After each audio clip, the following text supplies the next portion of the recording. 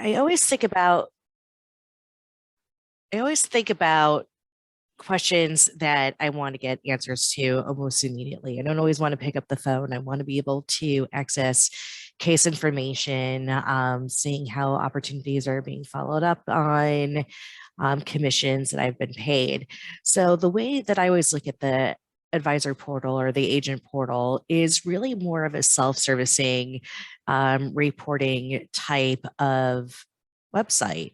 And the great thing is nobody has to take actions on your behalf. Really, you're able to go in. See here, it says, "Hello, Jessica Ash." And what I'm going to do, I'm sorry, I talk with my hands. So if you're seeing me, I do talk with my hands a lot. But what we're going to do first is go through the different menus. And then I'm going to take a step back and we're going to show you how to register either as an agent or as an assistant. And then go through a little bit of, I guess I call it light housekeeping at the very end of the session. And as Alex said, if you have any questions, type them in the chat and we'll get them addressed at the end of the session. So right off the bat, when you log in after you register, you're going to have your dashboard here. And I am in a test environment. And unfortunately, sometimes that means that my functionality doesn't quite match what's in production. So what you would see is navigation at the top. And you'll have a list of 5, as an agent, you'll have a list of 5 cases or commissions. Anything that somebody in the AMS or CRM system has recently updated on your behalf. And then you'll have 2 metrics on the right-hand side. Number 1 is your placement ratio. And the second one is how many cases you've placed in 2021 so far. So you're graded with a couple of metrics, but otherwise on your dashboard or on the left side, you have your navigation tools. So we'll jump right in and we'll go to cases. And all of your cases will be displayed and filtered. So they start off, if you look at the top of the page, we have them filtered to anything pending. You could switch over to looking at your cases that are in force, closed, or any of those informal cases that are being shopped around. If you're an assistant, this is some of the views that you'll have. You'll be able to go in and instead of having cases for yourself, you'll go down and you'll select the person that you do have delegation or delegations for, and you can bring up your cases or their cases that way. You can also search. So I know right here, there's a lot of cases on the screen. I'm looking for something specific. So what I'll just do is type in the name Bradford and press enter. And the system will now filter down and it'll show the 2 cases that we have for Cody. So just getting right into the heart of it, we'll click on the row here and it opens up into a new page.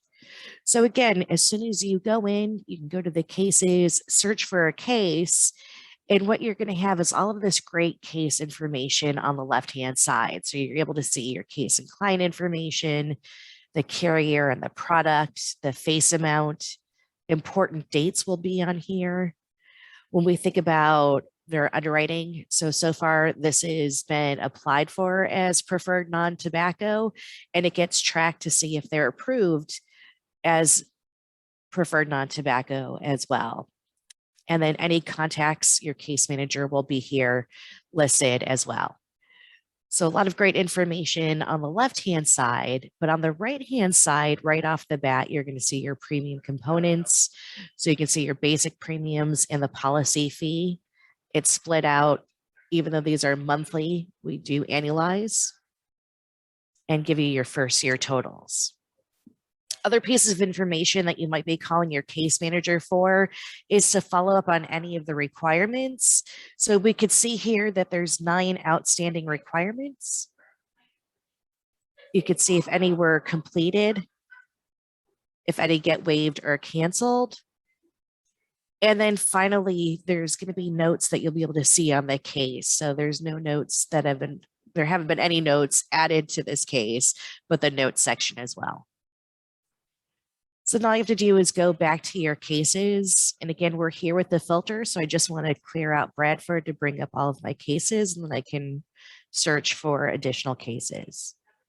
Otherwise, you can stay here right on the page, and I'll go through the columns. So the line of business, if it's life, annuities, DI, long-term care, etc., you'll be able to see the line of business. A case ID is something that's more of an internal reference. What we have for case IDs, they're always going to exist on one of your policies. And it's a great reference tool, especially for those cases that we see here that don't have a policy number assigned to the case yet. And you'll be able to see your client name, the insurance company. Again, this is more for anybody working with, an assistant. You can see the agent's name, face amount, premium target, the number of days pending, and then you'll be able to see the status. And again, we're here in our training environment, but the status of a case when it's pending could be anything from awaiting case manager review, awaiting additional requirements, awaiting delivery requirements. So you'll be able to see that case workflow and see the case as the application's been submitted all the way through going in force. And again, so when you go to your cases, you have the ability to go through, again, just through, even though do have case statuses on pending cases, main case statuses at the very top. And finally, for anybody that wants to take the information out of the portal, it is just a read-only report. It's just a little bit more interactive than a paginated report. You're always able to download the information into either an Excel or a PDF and take the information out of the portal. So if you wanted to add additional analytics and put it in a PDF, an Excel format, you have that ability to do that with the download button. Commissions. So again, in our test environment, we really just don't have the ability to run commissions because we use these test cases and it would blow it up. But the idea with commissions is the same as cases. So you're able to see the payment dates, your amount paid, and the check. But then you're also going to be able to drill down even further into the commission payment. So you're able to see which policies have been paid on as well. So you have a lot of the same types of functionality as the cases, but you're able to go in immediately and see your payments. And again, the policies that have been paid on. And then we get to contracting, and contracting works, as you can see, each left side menu operates, in the same fashion. So what we're looking at here, and one of the reasons why, you would be calling and trying to figure out what's going on with your contracts is really for anything pending and active. That way, if we're here in Indiana, but if I were in New York, I'm putting on a new case, make sure I have an active appointment in either state. So you have the ability here again to see what's pending contract wise, what's active, anything that's been canceled. So you have one place to go. You don't have to go out to all the different carriers and find this. And you can see here, we're processing. But the other great thing about this is that you don't always have to go back in and try to update information. When you click on online contracting, another tab opens up and it takes you right to SureLC. So that way you're able to log in and enter in your information that's needed on contracts. It's a much more seamless process with this agent portal.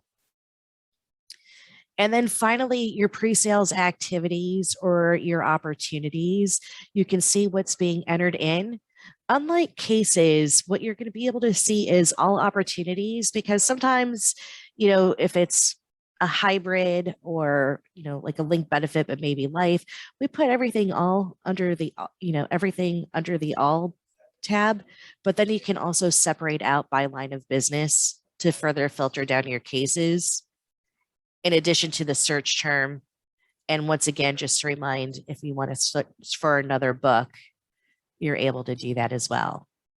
And the opportunities, they don't have a case number because the way that the system treats opportunities, everything is under your agent profile in what we call the core system. If they do get converted over to a case, then you would see a case number in here. So when you click on the opportunity, again, very familiar, and you should look a little bit more like those cases. You have your client information, opportunity information. And then what we have is the ability to add scenarios. So if you want to put a whole life scenario in a recommended carrier, there could be a scenario too. That's the 30-year term with Allianz. So the system allows a few different scenarios to be entered in. So any of those scenarios that you'll see will be here on the screen. And that's why there's a lot of the space that you're seeing here. And an attachment. So if we have an illustration or a quote that's attached to the opportunity, you'll be able to download that for yourself as well. So we'll go back to the summary. So the idea with this and going back to the dashboard is really, again, a self-sufficient portal. So that way, if you have a quick question and you want to follow up on a specific case and see what's going on, we'll go to this Jeff client here. And I can see that there's 4 outstanding. So is there anything that I can do? And so we can see here with the required, we're pending signatures. And then in here with the underwriting as well, I could see what's completed. And if I had any questions, I could go ahead and email my case manager, just click on the button and it would open up my Outlook. So usually at this point, I'm looking to see if anybody has any questions that they've put in the chat. It's a great time to pause for those questions.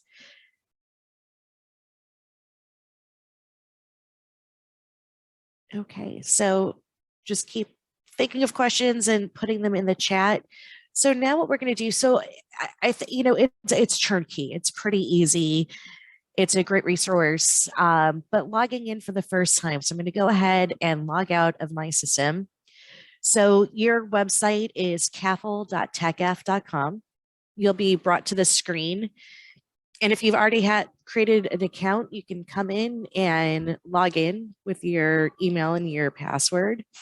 Otherwise, you'll want to go in. It'll still say welcome back, but you want to go in and click on this register button. And whether you're an assistant or an agent, you'll start off at the very top and indicate your role. So in this case, I'm going to go with agent. And we'll put in, it's going to, what's going to happen with me is I'm already in the system. So I'm still going to put in my information here. So birth date, it's by month. Make myself a little older. And then you, as an agent, you want to have your email address and the last 4 digits of your social security number. And this is a way that everything is validated because you are going to be in our core system. And so the information is there. And so there's a lot of security and validation that's based on your birthday that you've entered, the email that you're using, and the last 4 digits of your social security number. Then you create your password and confirm the password, and you'll be able to create the account. Now for systems, it's a little bit different. You still need to put in your name and your email address, and then put in your password here as well. So I'm trying to think of an email. I'm going to just go over to the KAFL site. It's because I'm sure I'll see him. So I'm going to go ahead and log out of Cynthia's really quick. So the idea is I can put in anything at this point. I already have all my emails in my test site. So I'm just creating a password. I think it has to be 8 digits. And then you create the account. And what happens here is 2 things. You're going to get an email to your personal email, to the email address to confirm that this is in fact you. And then once you log in, then you're able to go in. So I'm going to go back to my test site. And I'm going to go now and log in as if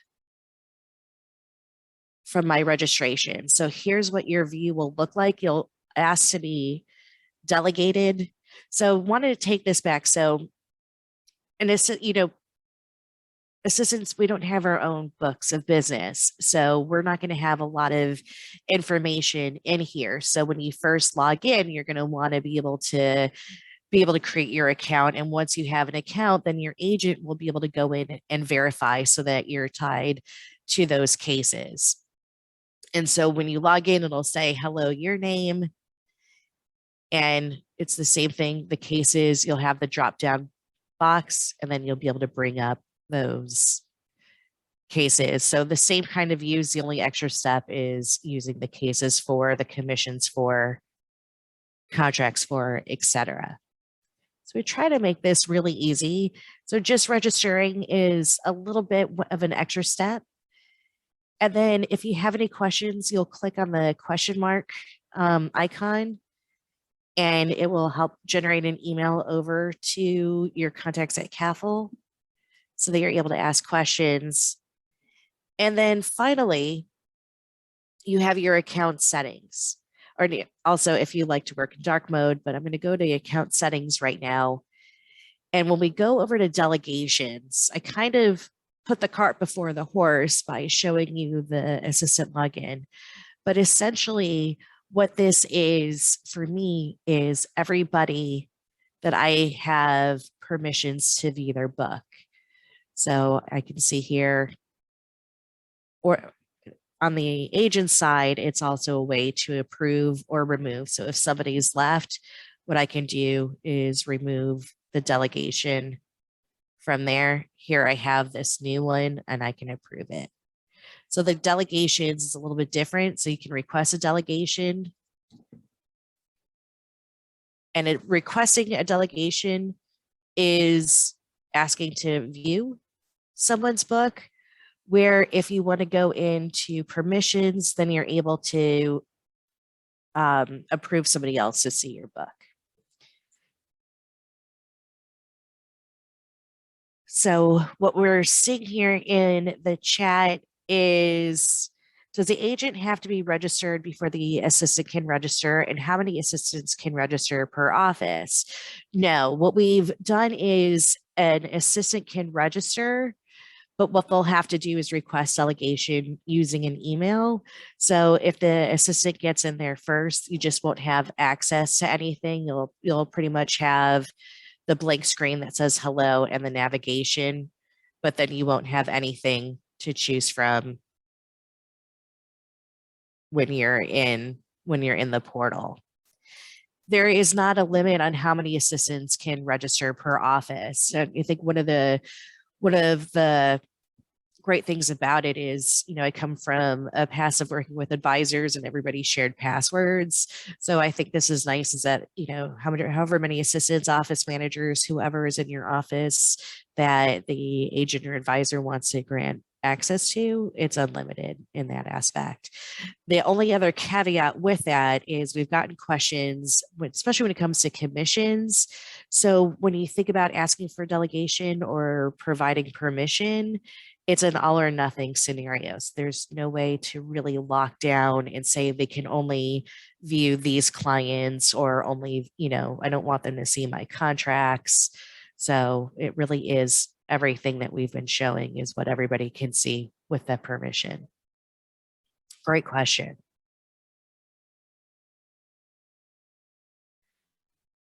And one other thing, this is going to be taken away, so you won't have the online contracting button on the assistant view.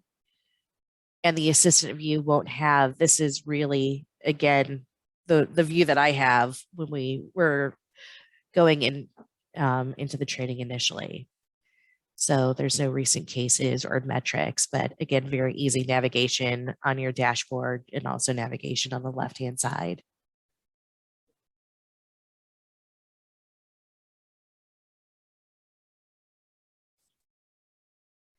Again, I try to set expectations. One of the things that we want to make sure is that the portal is something that you're excited to use, and it's something that you'll find benefit from. So I think, just, again, I never really introduced myself. My name is Jessica Ash. I've been with Techficient for about a year. I came from a company called Broadridge, and I was part of the Broadridge Advisor Solutions. So my role was training and marketing on all of the different products, from data aggregation to webinars to distributed marketing and analytics. So this role is great where I'm at with Techficient, because I'm able to take that background and really apply it. And, the idea of an agent portal that we've had in the past and seeing what this is, again, I just think that it's helping you see your own book and your own information without having to constantly call and reach out for it.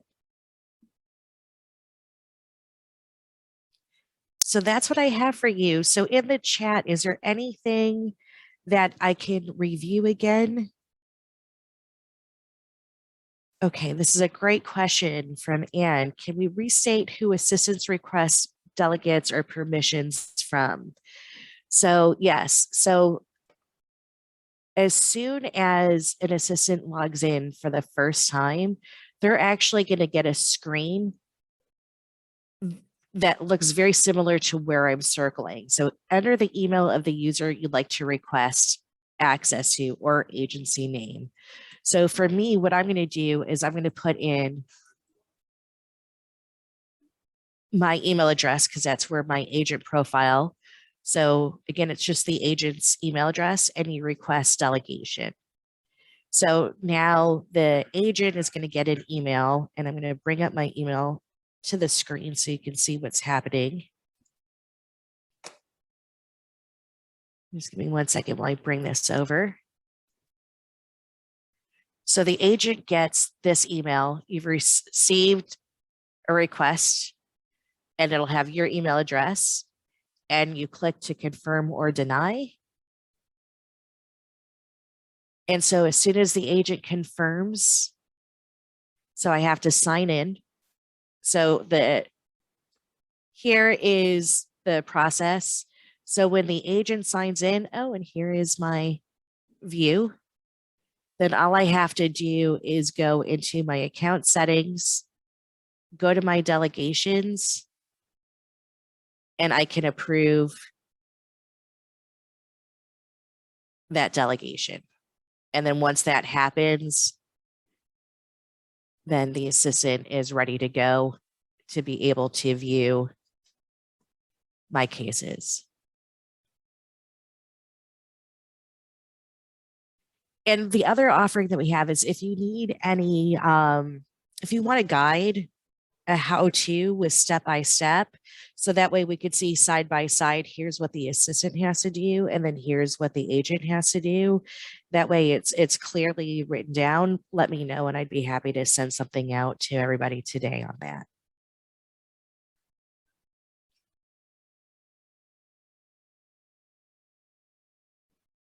And so now this has been added. So here again is what an agent dashboard would look like. So what we're looking at with recent activities. So anybody who has touched any of my cases, maybe a commission was paid, so we'll be able to see a commission that came out. Maybe a new contract has been added for me. Any new opportunity. So you're only going to see 5 activities here, but you'll be able to see by the name and the color what the most recent activities were made to your agent profile. You also then here get quick metrics to see my placement ratio and the number of cases that I've opened up so far in 2013. All right, so the advisor has to log in and approve the delegation. And I will double check. Clicking on approve email should be sufficient, but I will have to get back to everybody. I apologize for not having that. I have a couple people on my team on the line, so I think that they're going to try to reach out, Gabrielle or Sierra, and see if we can confirm if clicking on the email approval will give the delegation, or does the agent have to log in and do the approval process?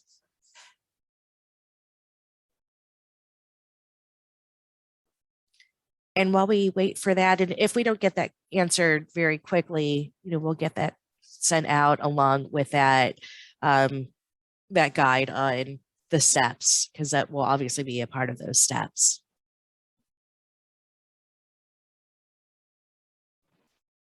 Jessica, can you show them where to go if they need help while they're in portal? Yes. Seems as if we try to go to cases. Okay. So here, if you have any questions or need help, you click on the question mark. And what's happening on this is where you have multiple screens, that it's going to go to a specific email address. That way you don't have to worry about looking up an email. And then you could say, I'm in the portal and I'm having I have a few questions. And this isn't the same. I have a few questions about the portal in general. But again, if you have anything on a specific case, what you would want to do is just go to the case. And then you'll be able to have the same idea where if you want to reach out to the case manager, you don't have to leave the portal.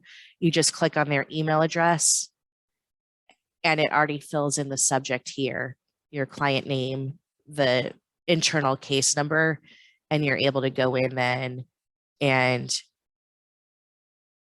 email Lori in my case.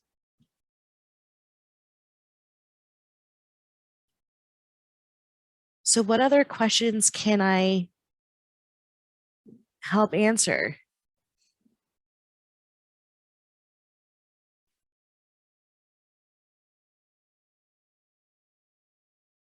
So Alex would have to, yep, perfect, with Holly's question.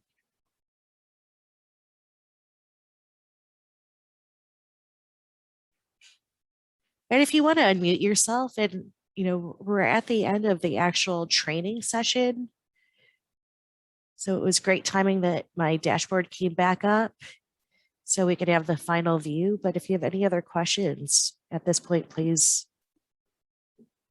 let me know. And our team is definitely looking at the approval process right now. So I don't have a firm, if you see me looking to the right, just make, we're seeing the conversation going on. So I may not be able to get back to you on that one just yet, but I'll email Alex and be in touch with Alex and Juniper with an answer to get that out to everybody.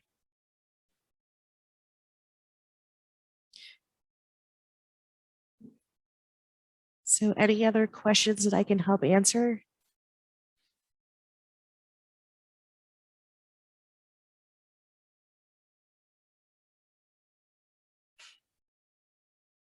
All right, so I have a couple of takeaways today. But if you ever want and drop a line and say how you're using it, let Alex and Juniper know if there's anything additional that you'd like to see on the agent portal. But we're really excited to debut this to you. Again, I think that it's pretty easy to use, very simple, laid out in a great way. And hopefully you'll find it a tool that you'll add to your arsenal. All right. Thank you all for your time. Alex, I didn't know if you had anything to say, but otherwise, again, thank you and have a great day. Just thank you again, everyone, for coming. Jessica, thanks for setting aside the time and doing this. If anyone has any follow-up questions or thinks of something later on, you can reach out to me directly. It's alex@kafl.com. My extension is 126, or you can reach out to anyone on your dedicated KAFL team. If they can't answer your question, they'll get you to me and get you in the right place. So thanks again. All right, bye, everybody.